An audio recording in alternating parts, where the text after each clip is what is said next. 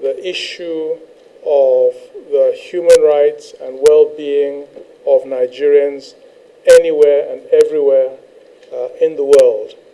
And wherever there might be any issues in this regard, the Nigerian government considers it an absolute obligation to intervene to assure the rights and dignity of Nigerians are protected anywhere in the world.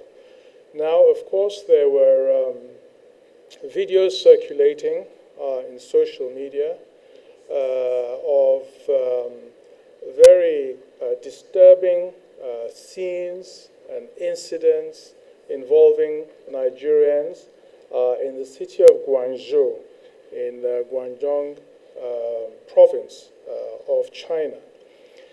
And the narrative then was that Nigerians were being discriminated against, being evicted from residence, not being allowed to enter hotels and restaurants, and stigmatized as carriers of the COVID-19. And we saw images of Nigerians in the street with their possessions, and of course this was extremely distressing for us all. And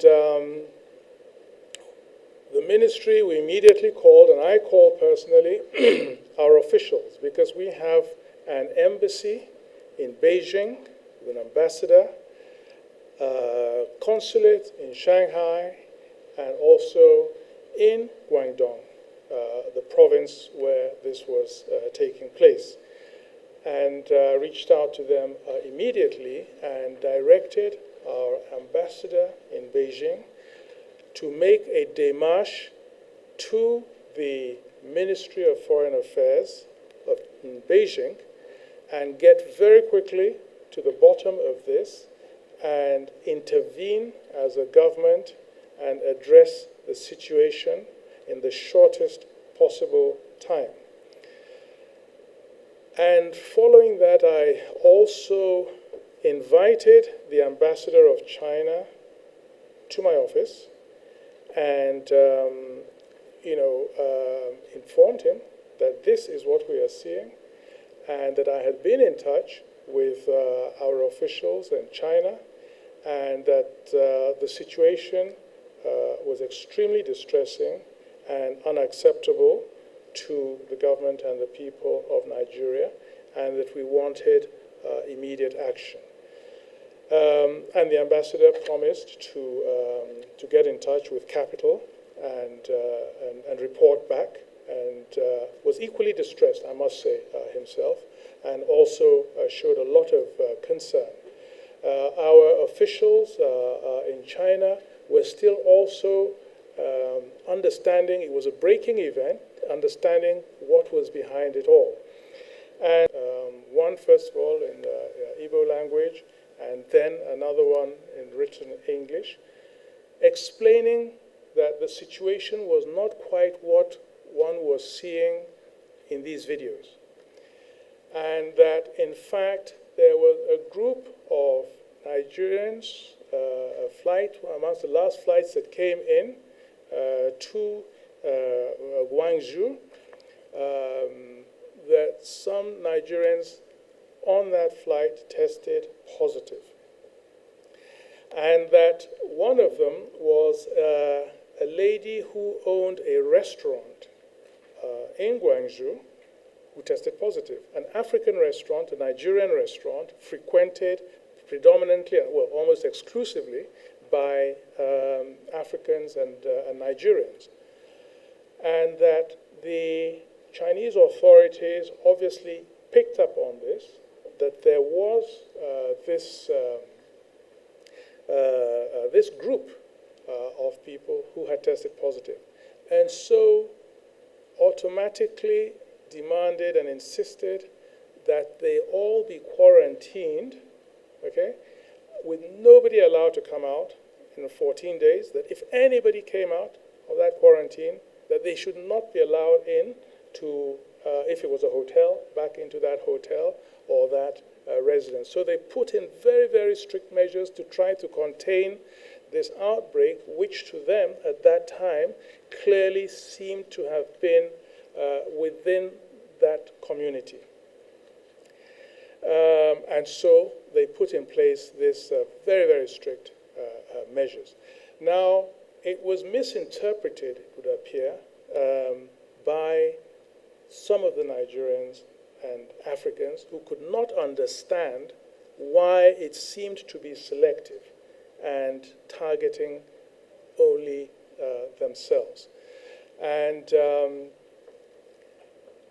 having seen this video and received, various calls from China, I, of course, alerted our embassy and our officials in Guangzhou in the consulate, the acting consul general. And they confirmed that that narrative was the true narrative, that there were, in other words, these cases that had been confirmed as positive, that came in from an African flight, and that there was this lady who owned a restaurant and who was positive, and the great fear that all the clients visiting that restaurant and maybe other restaurants might have been infected and might now be passing on that infection.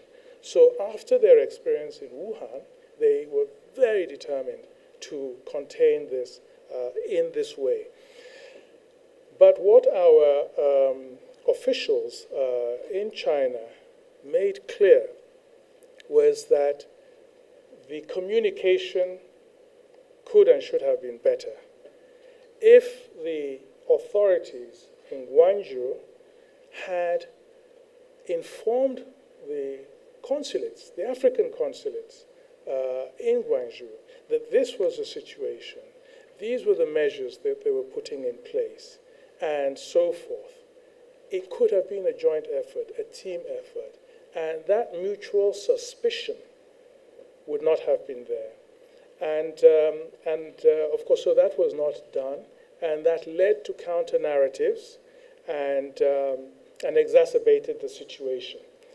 And then, again, that some of you would have seen videos putting up notices, no blacks or Africans allowed. And of course, this was particularly distressing to us as blacks and Africans, bringing back very terrible memories of apartheid South Africa and the deep south of the US in those days. So it was something that we couldn't accept. And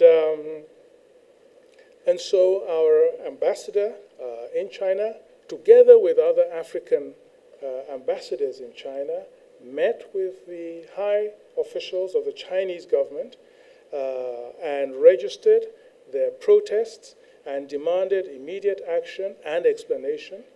And the central authority immediately put out a notice that the government of China has a zero tolerance for any kind of discrimination or racism, that the relationship between Africa and China goes back a long way, and that nothing would be allowed to break that bond of friendship.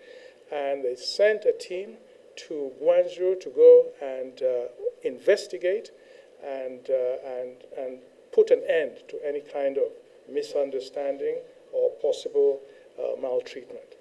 So it was around the end of March, before we had the lockdown, individuals from Nigeria could travel out of the country. What obtained before was that there were certain select countries where the incidence of COVID-19 was high, And we insisted that anybody coming from those countries had to be isolated. But people could travel until we instituted the stopping of air flights, airplanes going in and out of the country. So those Nigerians would have left towards the end, about 31st of March, late March. And the fear, the facts were proving it, that those now coming back into China were bringing in, some of them were testing positive. So, of course, the Chinese government was justifiably afraid of a resurgence of the disease, and were very, very keen to act very fast and contain it very quickly. So I think, yes, the fear of that informed the actions and the measures that they put in place. Is an institution that has a director general as the head of that institution. We don't believe in personalizing.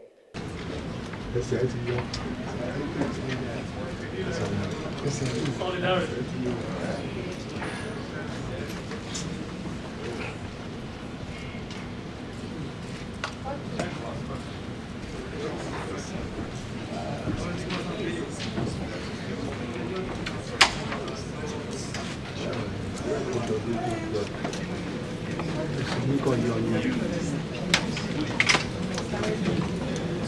Reverend.